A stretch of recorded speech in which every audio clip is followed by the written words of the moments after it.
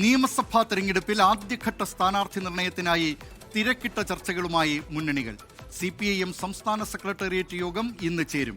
കേന്ദ്ര കമ്മിറ്റി അംഗം KK ശൈലജയുടെ സ്ഥാനാർത്ഥിത്വത്തിലുൾപ്പെടെ ആകാംക്ഷ തുടരുകയാണ്. വർക്കലയിൽ തിരുവനന്തപുരം ജില്ലാ സെക്രട്ടറി V. ജോയ് മത്സരിക്കുന്നതിനോട് സംസ്ഥാന നേതൃത്വം അതൃപ്തി അറിയിച്ചിട്ടുണ്ട്. തൊണ്ടിമുതൽ തിരിമറി കേസിൽ മുൻമന്ത്രി ആന്റണി രാജുവിന് കോടതിയിൽ നിന്ന് സ്റ്റേ കിട്ടിയില്ലെങ്കിൽ തിരുവനന്തപുരം സെൻട്രൽ സീറ്റ് ഏറ്റെടുക്കാനും നീക്കമുണ്ട്. ചർച്ചകൾക്കായി കോൺഗ്രസ് നേതാക്കൾ നാളെ ഡൽഹിയിലേക്ക് തിരിക്കുന്നുണ്ട്. KPCC പ്രസിഡന്റ് സണ്ണി ജോസഫ്, പ്രതിപക്ഷ നേതാവ് VD സതീശൻ എന്നിവർ സ്ക്രീനിംഗ് കമ്മിറ്റി അംഗങ്ങളുമായി ചർച്ച നടത്തും. വിവരങ്ങളുമായി തിരുവനന്തപുരത്ത് നിന്ന് R. ശ്രീജിത്ത് ചേരുന്നു. ശ്രീജിത്ത്, തെരഞ്ഞെടുപ്പ് അടുക്കുകയാണ്. ചർച്ചകൾ വളരെ ദ്രുതഗതിയിൽ തന്നെ വിവിധ മുന്നണികളുടെ ഭാഗത്ത് നിന്ന് നടക്കുന്നു. CPIMന്റെ സംസ്ഥാന സെക്രട്ടേറിയറ്റ് യോഗം ഇന്ന് തിരുവനന്തപുരത്ത് ചേരുകയാണ്. പ്രതിപക്ഷത്തെ സംബന്ധിച്ചാണെങ്കിൽ കോൺഗ്രസ് നേതാക്കൾ ഇന്ന് ഡൽഹിയിലേക്ക് തിരിക്കുന്നുമുണ്ട്. ആദ്യം CPIM സംസ്ഥാന സെക്രട്ടേറിയറ്റ് വിശേഷത്തിലേക്ക് കടക്കാം. യോഗം എപ്പോഴാണ് ചേരുന്നത്? യോഗം തുടങ്ങിക്കഴിഞ്ഞോ? എന്തൊക്കെയാണ് ഈ സെക്രട്ടേറിയറ്റ് യോഗവുമായി ബന്ധപ്പെട്ട വിശദാംശങ്ങൾ? ദിലീപ്, സ്ഥാനാർത്ഥി നിർണയവുമായി ബന്ധപ്പെട്ട പ്രാഥമിക ചർച്ചകൾക്കായി CPIMന്റെ സംസ്ഥാന സെക്രട്ടറി യോഗം അല്പസമയത്തിനകം ആരംഭിക്കും. സെക്രട്ടറി യോഗത്തിൽ പങ്കെടുക്കാനായി ജനറൽ സെക്രട്ടറി MA ബേബി അടക്കമുള്ള പ്രധാനപ്പെട്ട നേതാക്കൾ AKG സെന്ററിൽ എത്തിക്കഴിഞ്ഞു. ഇനി മുഖ്യമന്ത്രി കൂടി എത്തിയാൽ മതി. മുഖ്യമന്ത്രിക്ക് രാവിലെ 9 മുതൽ ഓൺലൈനായി ക്യാബിനറ്റ് യോഗമുണ്ട്.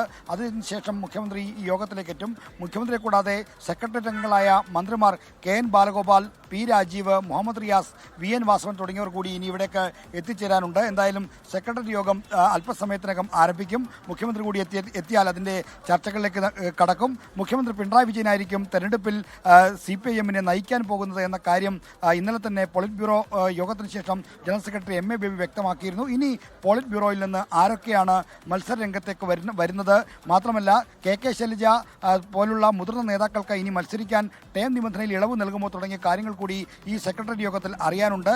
എന്തായാലും അത്തരത്തിലുള്ള തീരുമാനങ്ങൾ ഈ യോഗത്തിലുണ്ടാകും. ഒപ്പം തന്നെ ജില്ലകളിൽ നിന്ന് വന്നിരിക്കുന്ന പ്രാഥമികമായ പട്ടികകൾ പരിശോധിച്ച് എങ്ങനെയാണ് സ്ഥാനാർത്ഥി നിർണ്ണയം നടത്തേണ്ടതെന്ന കാര്യത്തിലുള്ള ആലോചന നടക്കും. സെക്രട്ടേറിയറ്റ് ഇക്കാര്യത്തിൽ അന്തിമ തീരുമാനമെടുക്കുന്ന ഒരു വേദിയല്ല. മാർച്ച് 5-ന് സംസ്ഥാന സമിതി ചേരാൻ ആലോചിക്കുന്നുണ്ട്. മാർച്ച് 5-ന് നടക്കുന്ന സംസ്ഥാന സമിതിയിലായിരിക്കും സ്ഥാനാർത്ഥി പട്ടിക സംബന്ധിച്ച ഒരു അന്തിമ ധാരണ ഉണ്ടാകാൻ പോകുന്നത്. പിന്നീട് വീണ്ടും താഴെത്തട്ടിലേക്ക് പോയി തിരിച്ചു വന്ന ശേഷമായിരിക്കും ഔദ്യോഗിക പ്രഖ്യാപനം ഉണ്ടാകുക. എന്തായാലും ഇപ്പോൾ KK ശൈലജ അടക്കമുള്ള ആളുകൾക്ക് മത്സരിക്കണമെങ്കിൽ 2 ടേമിൽ ഇളവ് വേണം. ആ ഇളവ് നൽകാനുള്ള തീരുമാനമെടുക്കും. കാരണം വിജയസാധ്യത മാത്രം പരിഗണിച്ചുകൊണ്ടാണ് മൂന്നാമതും ഭരണത്തിൽ വരാനുള്ള നീക്കം CPM നടത്തുന്നത്. അതുകൊണ്ട് തന്നെ CPIMന്റെ സെക്രട്ടറി യോഗം നിർണായകമാണ്. ടേം നിബന്ധനയിലെ കാര്യത്തിൽ ഇളവ് വരും. പ്രധാന നേതാക്കൾ ആരൊക്കെ, അതായത് പോളിറ്റ് ബ്യൂറോ അംഗം A. വിജയരാഘവൻ അടക്കമുള്ള ആളുകൾ മത്സരരംഗത്തേക്ക് വരുമോ എന്നീ കാര്യങ്ങൾ മാത്രമാണ് ആകാംക്ഷ നിലനിൽക്കുന്നത്. ഉച്ചയോടുകൂടി ഇക്കാര്യത്തിൽ വ്യക്തത വരുമെന്നാണ് പ്രതീക്ഷിക്കുന്നത്. ദിലീപ്, അതാണ് CPIM സംസ്ഥാന സെക്രട്ടേറിയറ്റ് യോഗവുമായി ബന്ധപ്പെട്ട വിശദാംശങ്ങൾ. അതേസമയം തന്നെ കോൺഗ്രസ് നേതാക്കൾ നാളെ ഡൽഹിയിലേക്ക് തിരിക്കുന്നുണ്ട്. KPCC പ്രസിഡന്റ് സണ്ണി ജോസഫും പ്രതിപക്ഷ നേതാവ് VD സതീശനുമാണ് ഡൽഹിക്ക് തിരിക്കുന്നത്. സ്ക്രീനിംഗ് കമ്മിറ്റി അംഗങ്ങളുമായി അവർ ചർച്ച നടത്തും. ശ്രീജിത്ത്, എത്രയും വേഗം കോൺഗ്രസിന്റെ ആദ്യഘട്ട സ്ഥാനാർത്ഥി പട്ടിക പുറത്തിറക്കുകയാണോ ലക്ഷ്യം?